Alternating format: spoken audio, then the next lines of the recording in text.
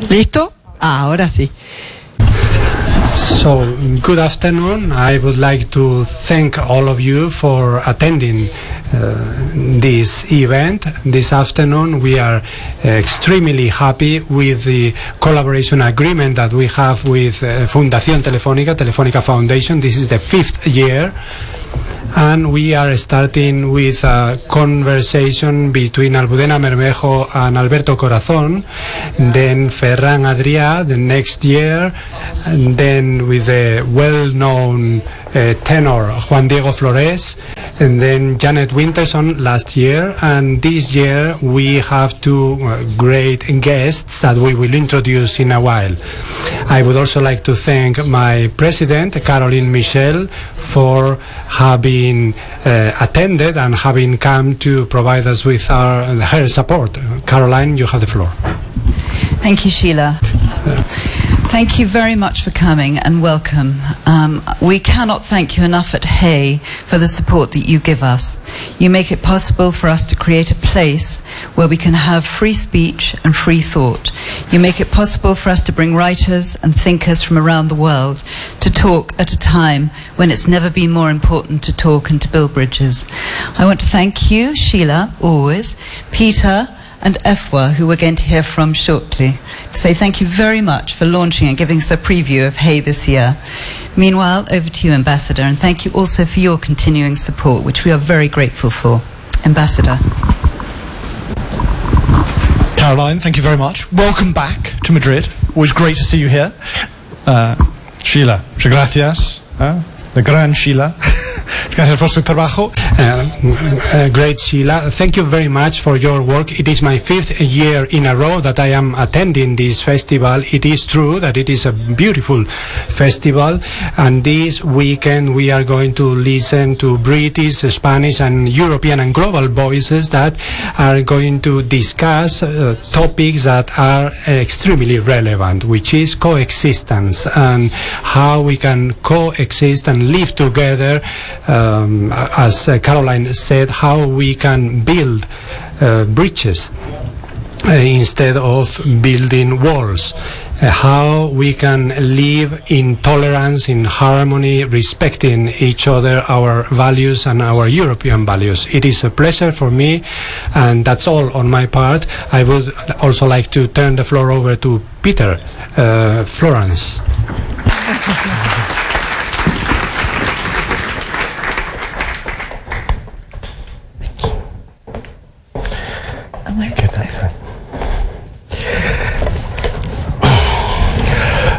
Muchas gracias a todos por estar aquí.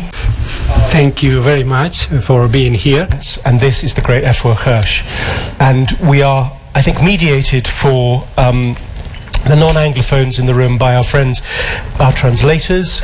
If there is anything that I say that is incredibly stupid, it won't be rendered into Spanish. But first of all, may I say thank you for coming. Welcome, Afua. Thank you so much. Am I right in thinking with a name like Hirsch that in fact you're German? Are you asking me where I'm from?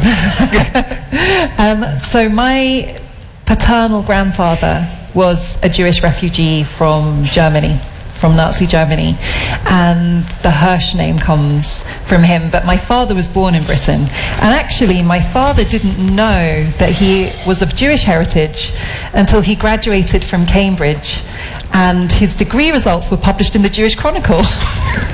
Because in those days the Jewish Chronicle, which is a well-known Jewish newspaper in the UK, used to go around looking for anyone with the Jewish surname who'd graduated and publish their degree results. So that triggered an interesting conversation between my father and his father. Can we just develop that generational thing for a second? Because what happens with one's grandparents' stories and one's parents' stories is often confused by deep silences and reticences. I'm fascinated by this. There's a book that I know you know of by Philippe Sands, who's a very famous international lawyer, called East West Street, where he traces his family history, and not unlike my family, his grandparents were refugees from Nazi Germany.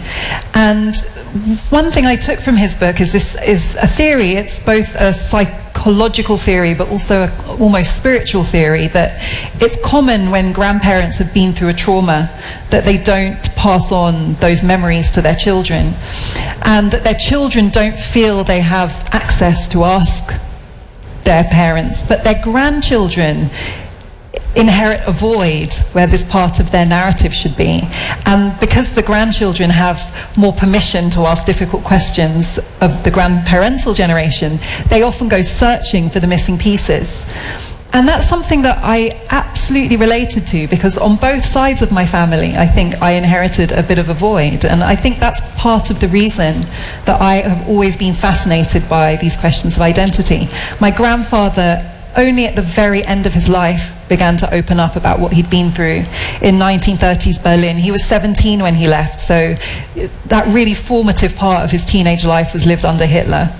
And he never spoke of it until I was studying history for my GCSEs, and I said, "So, Grandpa, tell me about Hitler."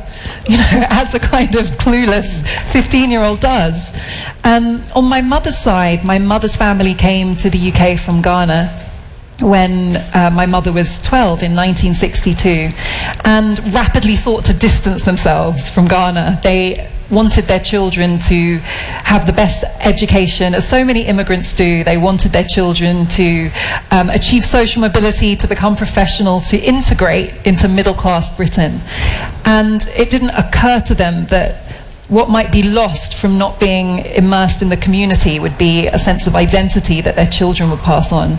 So I saw through my mother's family this very rich cultural heritage, but I didn't really have access to it. And I think my parents thought that I would just be British and that there would be no further complication.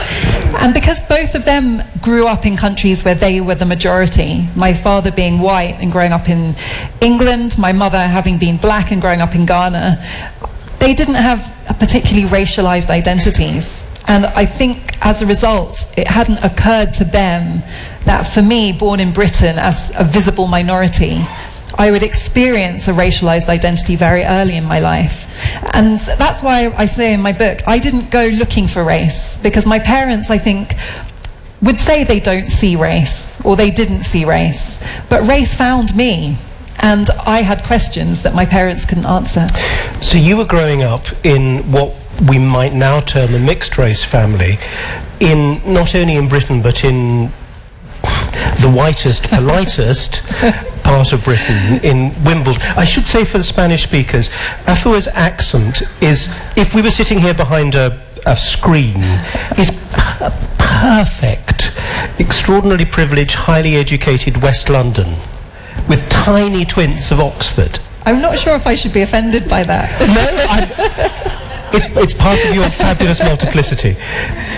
But what was it? I'm presuming that there is not a large Afro-Caribbean, African or Caribbean population in Wimbledon, and wasn't when you were growing up.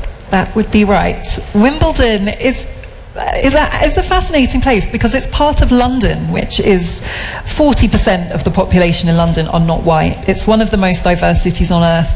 Wimbledon is a bubble of Englishness. And when I say Englishness, I mean the imagined Englishness that you see manifested in the tennis, for example. Lawn tennis, strawberries and cream, polite queuing in inevitably rainy weather, defeat and endless heartbreak, kind of, you know, the endless disappointment of English sporting heroes. It's a quintessentially English idea.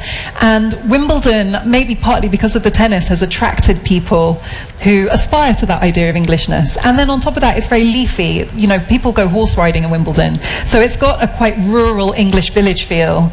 And I was the only black girl in my school for a lot of my school time. And I think that heightened my sense of otherness, because people asked me where I was from every day. And the more I've traveled the world, it's astonished me that actually the place I've been asked most where I'm from is the place where I'm from. I haven't been asked that question anywhere else as much as I have in Wimbledon. And I grew up in this place where people always had a sense that I wasn't really one of them. And I think I was very sensitive to that. But then, as you mentioned, there's another side, which is that when I did interact with other people from the black community, They were like, what kind of black person are you? Black people don't talk like that. What kind of black person goes to Oxford? I've had black people ask me if I'm Australian because I think that they just can't match the way I speak and the way I look. And so I think for me, as someone who's mixed race and somebody who is from a class that's not associated with people of my heritage, there were so many ways in which I just didn't fit in. There's a vast amount of important political polemic and sociology, and there's the most glorious but beautifully underwritten love story which underpins this. But can I just for a second stick with your schooling and your education?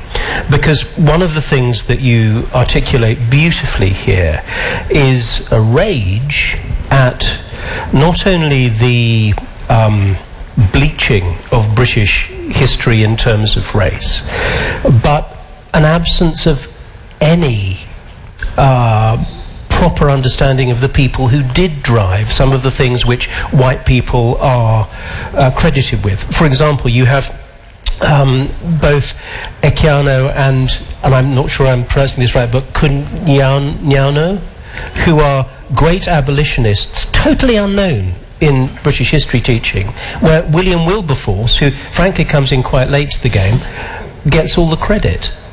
Now, how were you connected in any way when you were educated at the most elite teaching places in Britain to black history within Britain?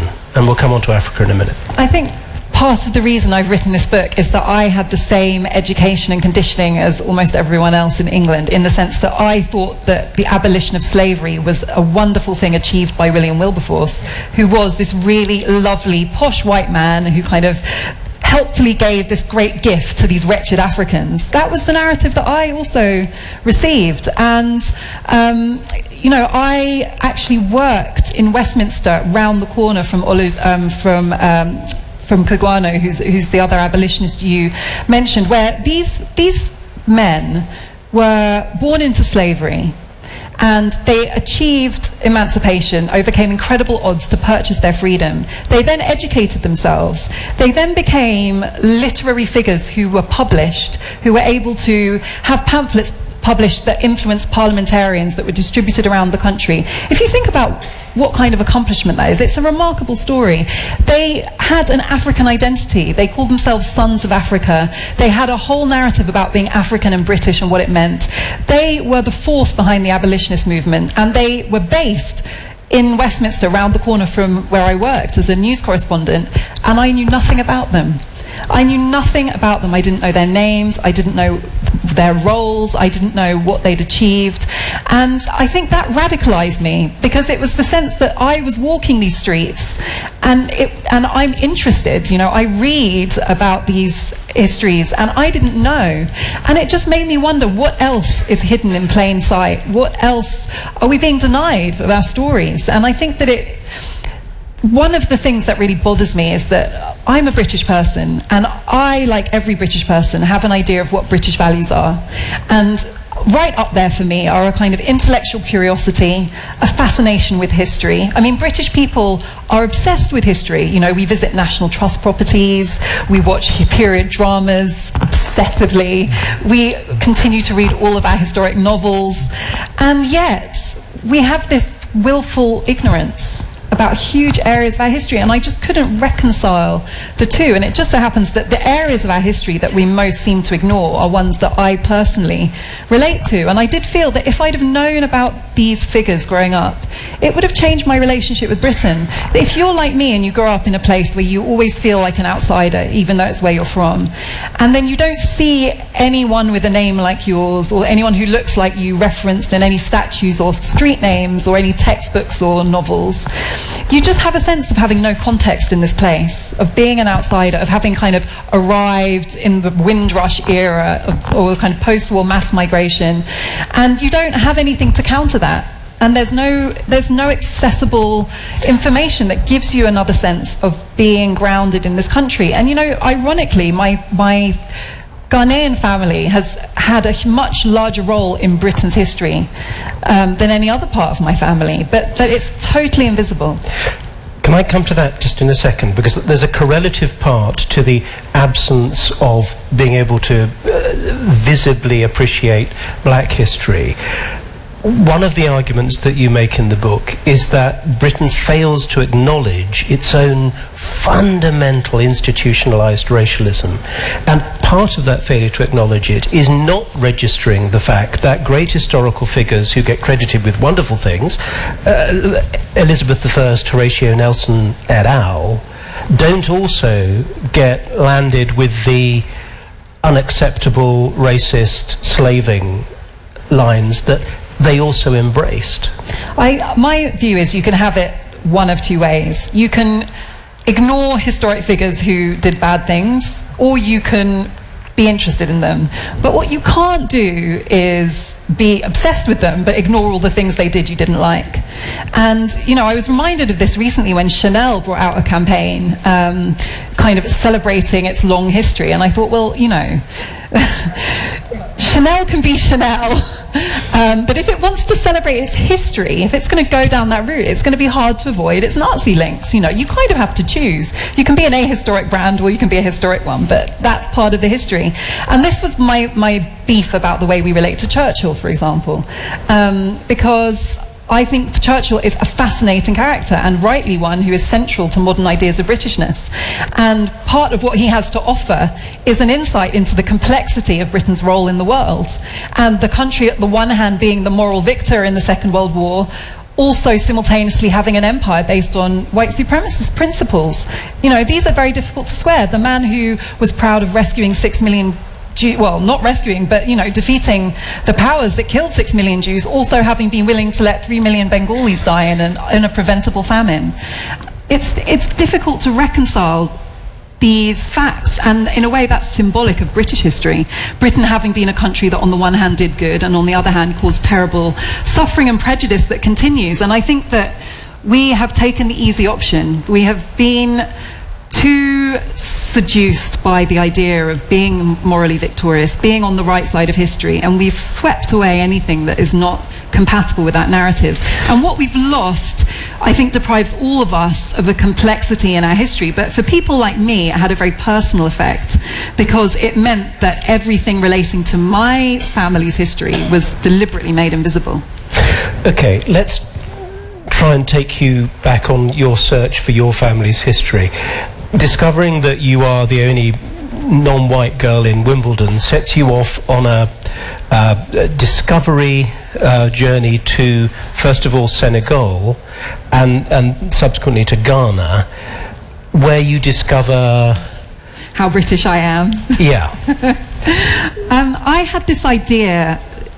there are different layers to this, you know, and I've got this kind of cerebral analysis of these questions of identity. But as a teenager, it was basically an emotional crisis. You know, this idea, this feeling of not belonging. And I had this idea that if I could just find the right place to go where I could fit in, and everything would be fine. I could be kind of made whole. So I had this sense of identity as a place, and I went hunting for it. And as soon as I graduated from university, as you say, I moved to Senegal, and found, you probably won't be surprised to hear that I'm not Senegalese or West African French, this Francophone. And I've never felt so British as I did working with Americans in Senegal. And that was really difficult for me to accept, because I'd not left Britain for this African adventure in the way that some people who I have been quite critical of sometimes go to Africa.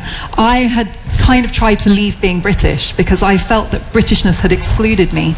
So it was actually quite painful to realize that I was less likely to fit in there than in other places. And more painful probably was the first time I went to Ghana, because Ghana really occupied this emotional space in my psyche as the source of my otherness. You know, the reason that people ask me where I'm from in Wimbledon is not because of my Jewish heritage, it's because of my Ghanaian heritage.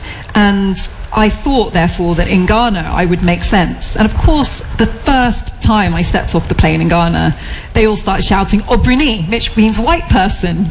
And, you know, as a teenager, the injustice of that, the idea that I'm the only black girl in Wimbledon, but I'm the white girl in Ghana, it was very hard to process. I've come to terms with it over time. Just explain for a second how your Ghanaian family line descends, because even from the first, it's not a fully African family, is it? No, my mother's family are called Welsings, and they come from Elmina, which some of you may know as the site of the oldest European building on the African continent south of the Sahara. It was a fort built by the Portuguese in 1496, which literally means the gold mine. So the Portuguese weren't very subtle about what the potential they saw in this place. My 6th great-grandfather was a Dutch slave trader called Johannes Welsing, who actually was a Mennonite who had fled the Rhineland, suffering persecution, his family in the earlier 18th century, and gone to Rotterdam and Amsterdam. And we don't know that much about him except that he joined the Dutch India Company and became a trader. And he had a child, we don't know under what circumstances, with a local woman. But his son, Peter Welsing, was one of that they called the mulatto traders who had the advantage of speaking Dutch and local languages and amassed a significant fortune. And there's actually a picture of his house. When we say traders, what were they trading? Well, there's an interesting story about my 5th great-grandfather, Peter Welsing, because there's no evidence that he traded slaves. And actually, many of his contemporaries who were mixed race like him owned many slaves. And my 5th great-grandfather was very wealthy, but he left no slaves in his will. And he used part of his wealth to buy land on which to free slaves. And that land is still in my family. And the descendants of the slaves that he freed still live on the land. So I would like to find out more about him. And it was a fascinating journey, actually, researching my book, what I was able to unearth. But it's very common in Ghana. Many of these coastal families had European ancestors because of all of these men from European countries. This fort changed hands. It was Dutch, it was Swedish, it was Danish, it was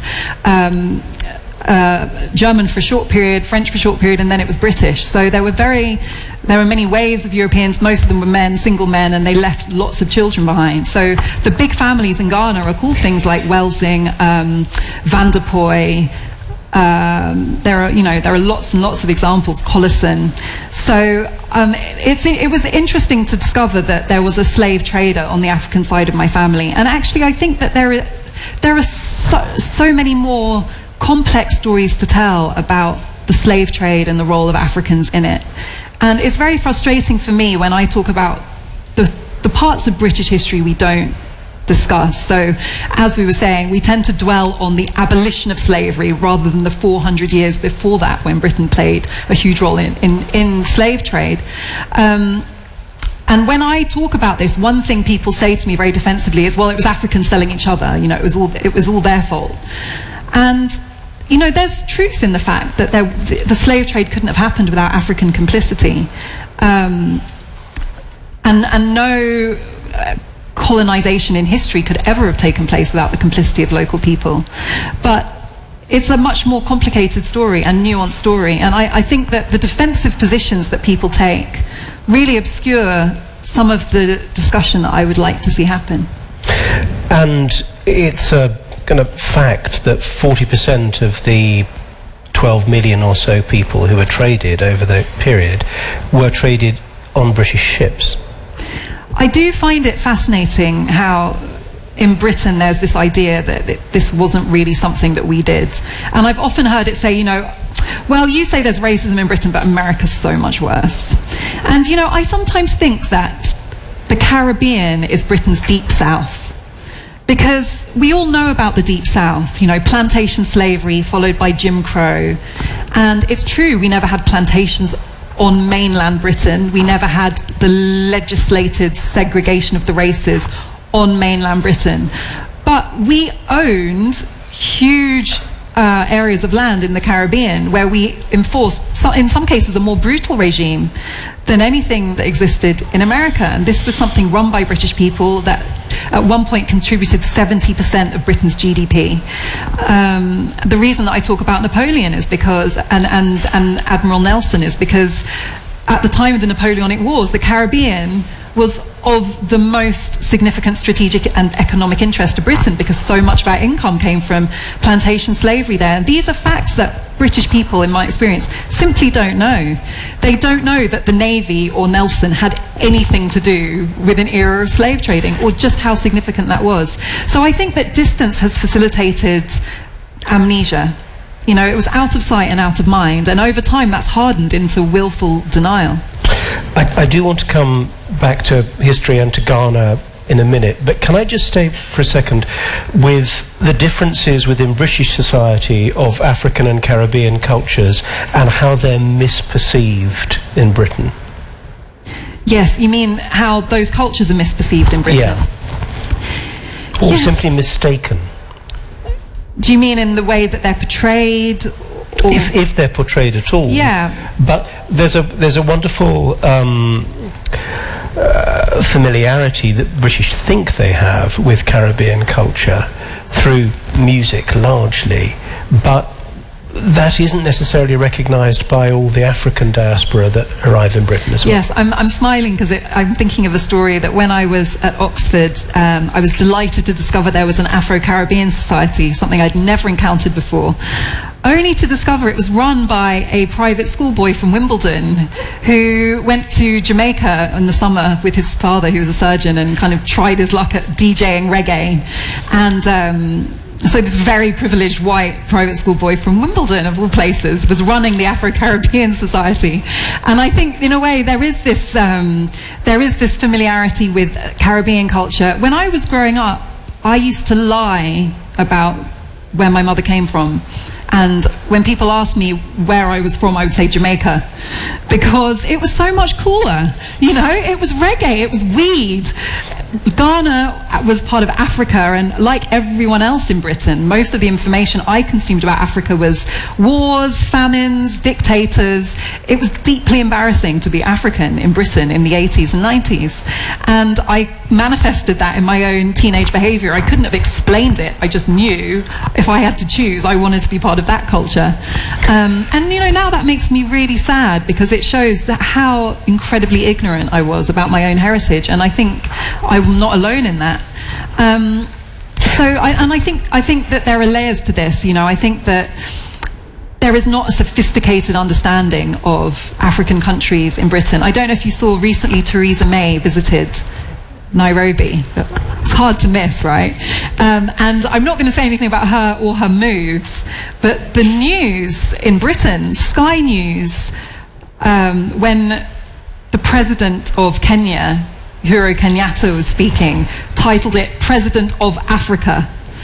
And the BBC... In his dreams. In his dreams. I'm sure he didn't mind. Yeah. And meanwhile, when his opponent, Raila Odinga, who's the leader of the opposition in Kenya, was speaking, the BBC titled that President of Kenya.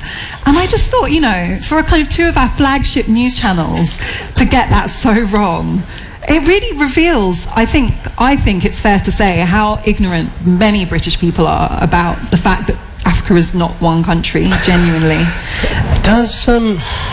Does the euphoric multiculturalism of London 2012 seem to you like an anomalous blip in British society? Or does it feel like something we might be able to work our way back to? I think that the cracks were there. I do think that there have been times when there has been a sense of a kind of linear journey towards a harmonious multiculturalism. And I would go back to 1997. I was 16 when New Labour were elected. It was kind of my political coming of age. And I do remember this sense of euphoria, my generation believing that it was a straight path to globalization that was going to make us all richer and all have more aspirational and affluent futures, and that multiculturalism would kind of become a norm that was embraced by everyone. And for me, in hindsight, that was never going to work in the way that it did, because I think we didn't understand then that globalization doesn't create borderless identities. That's not how human identity works. And actually there's evidence that the more the world has become globalized, the more localized identities have become. People really hunkering down on these ethno-nationalist identities, even regional and local identities becoming hardened. So I think that's a phenomenon that wasn't well understood in the 90s. And I think it's still only now being understood now. And the wave of populism that we're seeing now, the one silver lining is that I think it is triggering much deeper analysis of what has been happening to people's identities.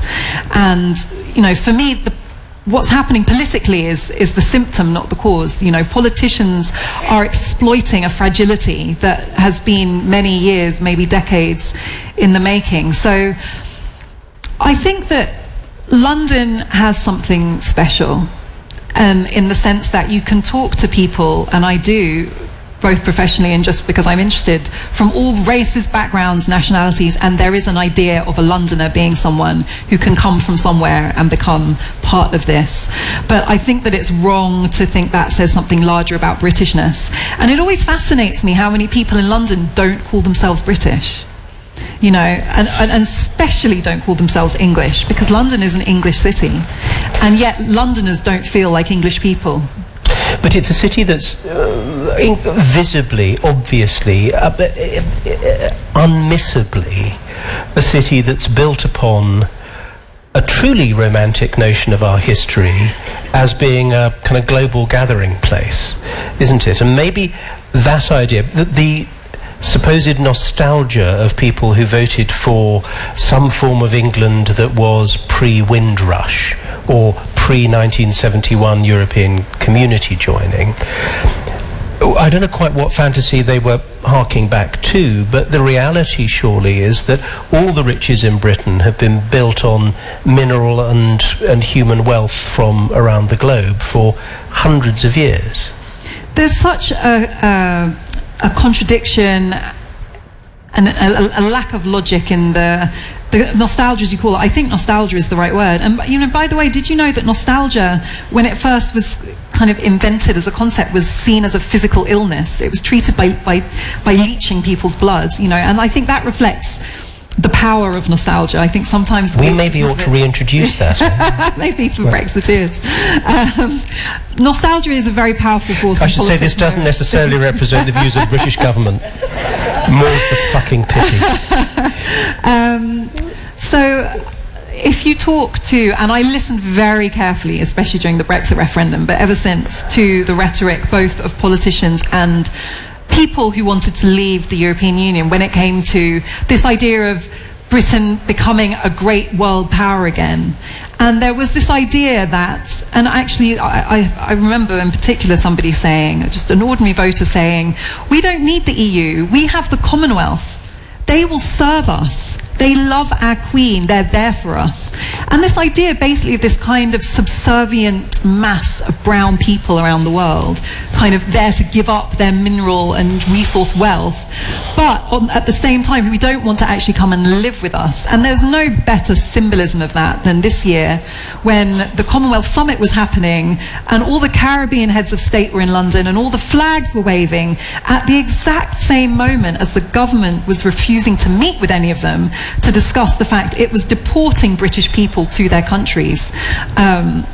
And, you know, I think that captures the kind of psychosis of this. We want your wealth, we don't want your people, and we deserve to rule you because we're Britain. Can I flip you another perfect metaphorical moment then, also from this year, in which you starred for hours and hours on television, which was the royal wedding, in which Meghan Markle, a, let's face it, not very black American, married into, not very visibly black, with tall hair, married into what is ostensibly the most conservative institution on the planet, the British royal family. Now, there's a fabulous irony that the royal family seems to be way ahead of the game in terms of British society. Yes, it was very bizarre. Actually, do you know, when people ask me, does this royal wedding change anything? the best answer for me was, well, I'm the go-to commentator on a royal wedding. That tells you all you need to know about how much has changed. I have never been asked for a single word of commentary on anything royal before, ever. So that was interesting. I wrote in my book, which was before anyone knew that that wedding would happen, about how, in my view, the royal family represented the problem, because, and just putting to the side the idea that we're supposed to be a meritocracy and, you know, monarchy is fundamentally incompatible with that, but Britain at least has had this narrative about being a multicultural society. And yet here you have a family that is the ultimate representation of Britishness, that is not multicultural at all. It doesn't even appear to socialise with people of colour, let alone marry them. And for me, that seemed like a very unsustainable proposition, especially given the role of the royal family with the Commonwealth. It's still perpetuating this idea that we rule over these people, we don't interact with them, we certainly don't marry them. And growing up in Britain, for me, the royal family were one of the ways in which I received the idea that Britishness was a white identity, and that somebody who looks like me can't be included in it. And I think that's the symbolism of the royal family. The people who love the royal family love them because they feel they represent the best of what Britishness is. People like me felt excluded from Britishness because of the royal family, in part. So their symbolism is powerful. And I think the reason that I was positive about the royal wedding was not because I expect Meghan to become a kind of new age Black Panther. You know, clearly it's not a radical institution. By definition, it's the opposite.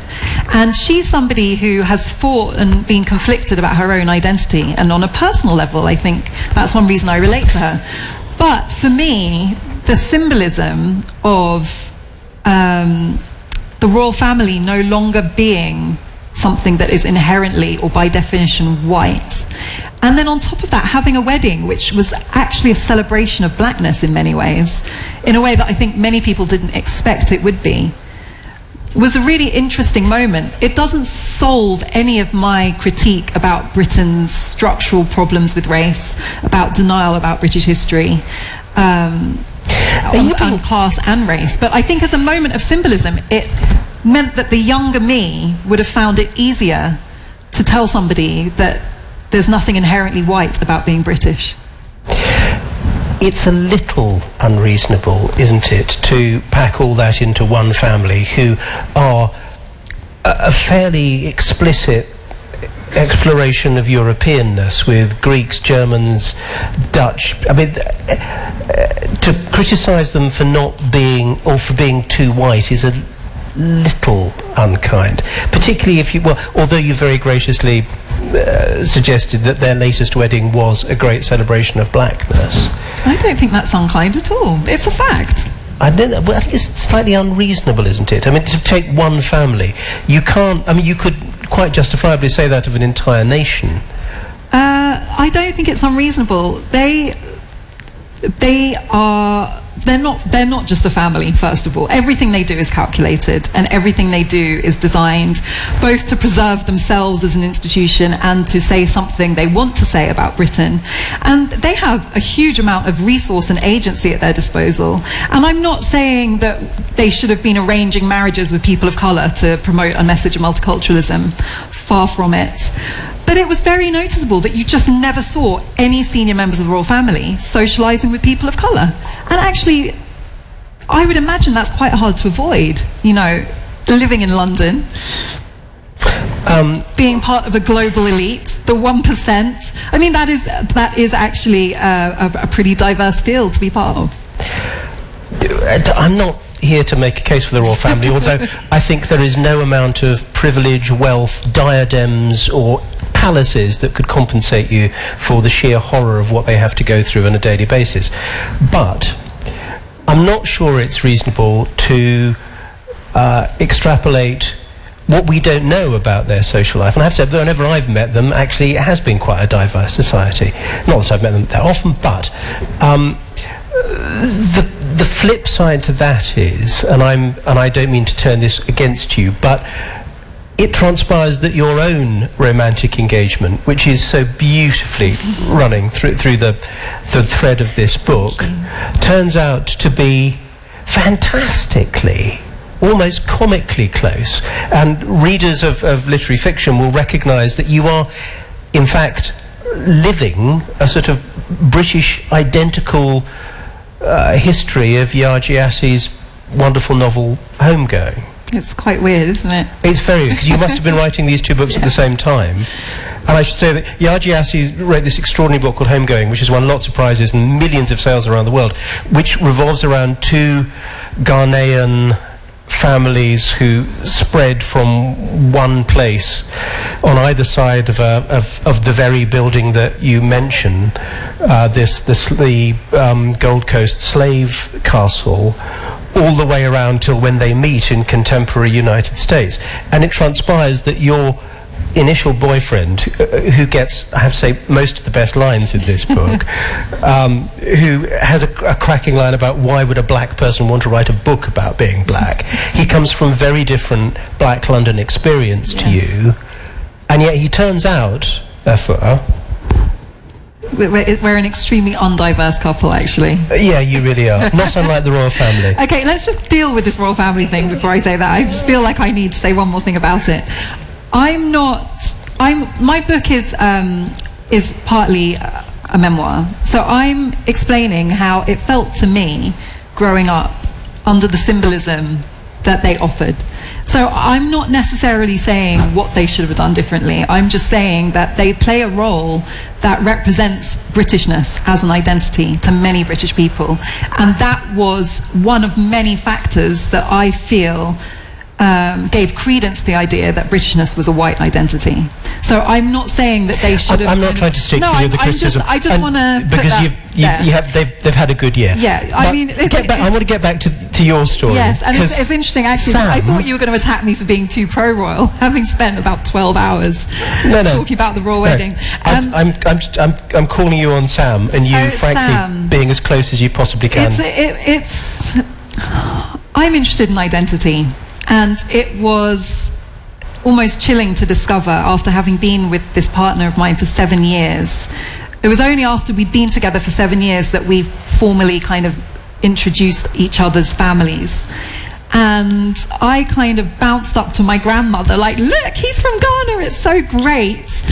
Only for her to look like she'd seen a ghost, literally. And it turns out that his family are not just from Ghana, not just from the same region or town or even village. They're basically the next door neighbors of my family in the same village. And the reason my grandmother left Ghana was partly because of the political situation, but it was partly to get away from the people in the village.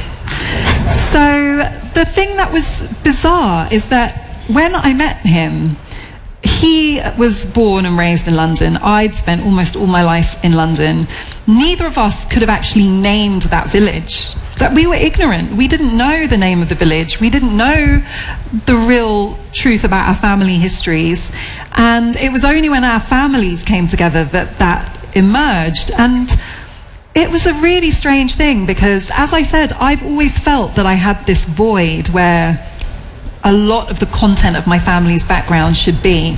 And it's almost as if subconsciously I was attracted to the person who literally represented my heritage. And, you know, whereas my family's kind of been through all these changes and I'm mixed heritage, he is, my mother calls him a pure Ebury boy, as in he is from that village for so many generations that you don't really get more from that village than him.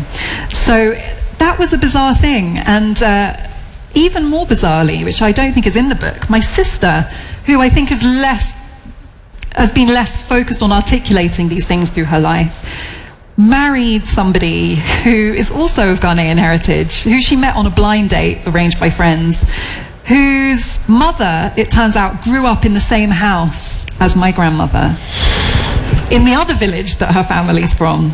So, you know, it really made me wonder whether there is something almost supernatural at work, in the sense that I think sometimes identities really haunt us, and sometimes they send you on a journey.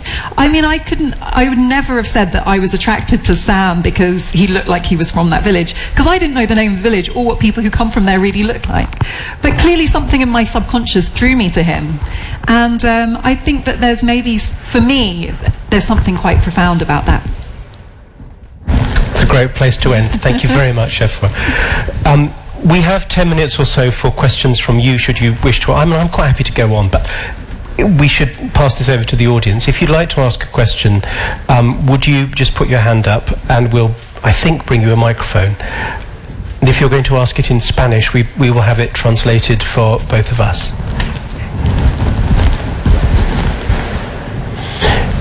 And if you wouldn't like to ask a question, can I talk to you about Serena Williams' bodysuit? What does that degree of bizarre media focus mean?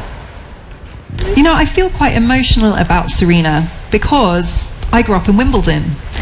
I was the only black girl in Wimbledon until one day, and this is a true story, I was walking home from school and there was this other black girl sitting on a wall on my road with braids with white beads on the end, and it was Serena, and her family were renting a house on my road during the championships, and nobody knew who they were that year. They came out of nowhere and they won everything. And there's actually a really embarrassing story about my mother when that year Venus won. My mother baked a cake and frog marched the four of us up the road to this house and knocked on the door, and their father opened the door, and my mother said, "As a mother of two girls," and if you think I sound posh, you should hear my mother. She's an imperial subject. Only people in the empire speak, like born in the empire, speak like this. I really think I have a theory about it. "As a mother of two girls, I know exactly how proud you feel." And I was like, "Mum, his daughter just won Wimbledon. You don't know how he feels." And she kind of presents this cake. Anyway, we had cake with the Williamses, and it was very surreal. But then on a darker note, I watched the way the media began reacting to these girls, and I was horrified. You know, especially Serena. They talked about her like she was a beast. They used words like bestial and savage, and it was really upsetting. I remember the BBC saying things about her demolishing her opponents. How can other women be expected to play against this? She's brute force. And, you know, I saw maybe the best athlete of my generation upping the game of women's tennis. They saw this brute savage who was doing something they felt uncivilized to the sport. And that hurt me, because I think in a way I found it symbolic of the way that I think people saw me, in a way, not because I'm not a tennis champion, clearly, but just these ideas that resurface about blackness and black people. And I think there is all of this latent prejudice that we have never really challenged. You know, people don't know where it comes from, and they're not even conscious of expressing it. And I think if you'd have told those BBC commentators how racist they were being, they would have said, "I'm not racist, I'm just saying what I see." And that's the British way. This recent spat is another example. You know, I think that Serena didn't behave in the way that she probably would have wanted to, like many tennis players regularly behave. But with her, it gets bound up in this whole narrative about how she is bringing the game into disrepute and how she needs to be sanctioned. And then the whole thing about her outfit, which, as we know, other female players have worn comparable outfits, and it's not been a thing. And then this cartoon, and actually this cartoon came just after I was in Australia. I was touring with my book in Australia about 2 weeks ago, and I have to say, it's not every day that I feel positive about the state of modern Britain, but some of the things people said to me in Australia made me realise that we have progressed, you know, because I did one panel in Sydney where my fellow panellist made a racist joke. He made a racist joke, and I said I didn't think it was funny. And he said, "Well, everyone here knows my wife's not Caucasian, so obviously I can't be racist." And I just thought, you know, you're still at the "I've got black friends, I can't be racist" level. That's how backward things are. And you know, for me, none of these are isolated incidents. Serena has been perceived in a particular way over years. As she's become more and more formidable on the court, she's been perceived as more and more of a threat instead of celebrated. And I give lots of examples of that in my book. Can I bring this back for a second to sort of where we began, because that "I'm not a racist" trope is no longer necessarily people's first reaction to being accused of racism anymore in Britain. One of the things that Brexit's unleashed, and certainly the current President of the United States has unleashed, is that being a racist is sort of okay. Yeah, it's kind of, for a I'm lot of racist people. and proud. Yeah. Do you have any idea how we begin to address that? I think there's two separate things. A lot of my book is aimed at people who I describe as well-intentioned. And I think there is still, maybe in particularly middle-class Britain, there is still this kind of well-intentioned, well-meaning person who does and says things that can be quite othering for people of colour. And, you know, there's a quote I use from an academic I really respect called David Bonilla da Silva, who talks about the era of well-intentioned racism and the era of racism without racists.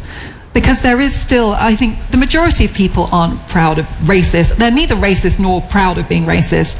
But there are lots of ideas that we've all absorbed that are very problematic, that we haven't fully unpicked. And those are the things that I challenge in my book. And that can relate to sex and relationships, to standards of beauty, to ideas in literature and film. Every day we hear about casting decisions, or the way models are treated, or the way black people are being depicted in literature or in podcasts, you know, that really feed on these slavery era tropes, and those still exist.